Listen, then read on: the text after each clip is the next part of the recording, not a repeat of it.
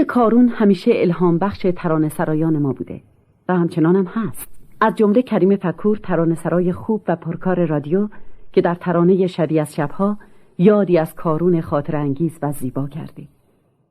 آهنگ این ترانه از ساخته‌های نصرالله خالدیه و خواننده ترانم کسی نیست جز همین آهنگساز جوان.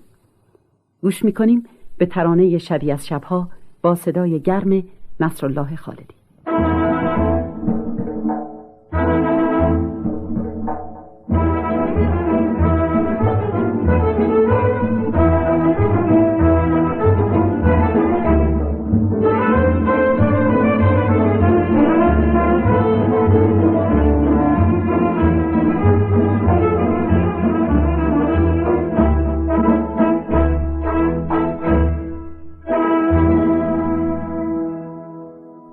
لب رود کارون شبیه شبها ببری تو بودم غافل ز دنیا، خواندم از نگاهت در پرتو ما راز سینه سوز عشق و هوس را.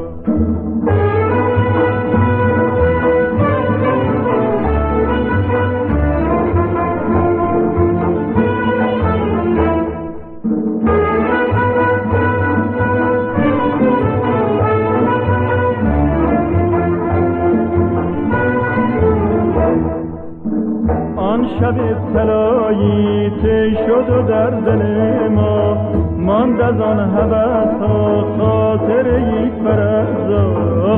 لب رود کارون شبیه ز شبها ببری تو بودم غافل ز دنیا، خواندم از نگاهت در پرتو ما راز سینه سوز عشق و هوس را.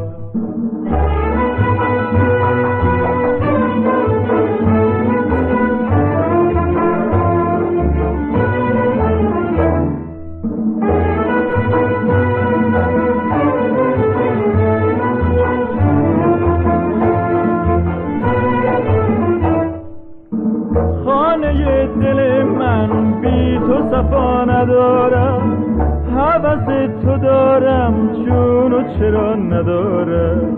ای امید هستی با همه مهربانی، دل من امید وصل تو را ندارم.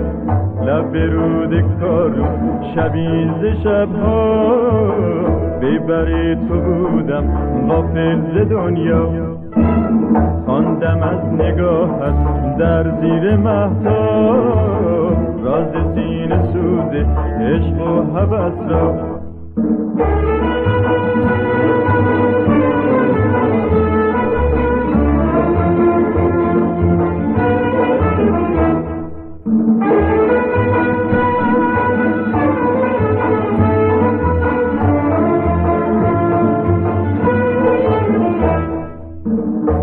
شب طلایی طی شد و در دل ما ماند از آن هوس‌ها خاطره فرزا.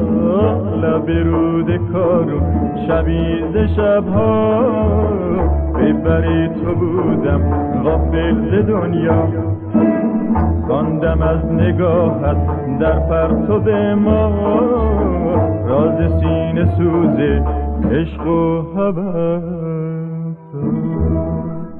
دوستان گرامی، با سپاسگزاری از همکارانم در آرشیو رادیو و رضا ملکوتی صدا بردار برنامه، وقت اون رسیده که از شما خداحافظی کنیم.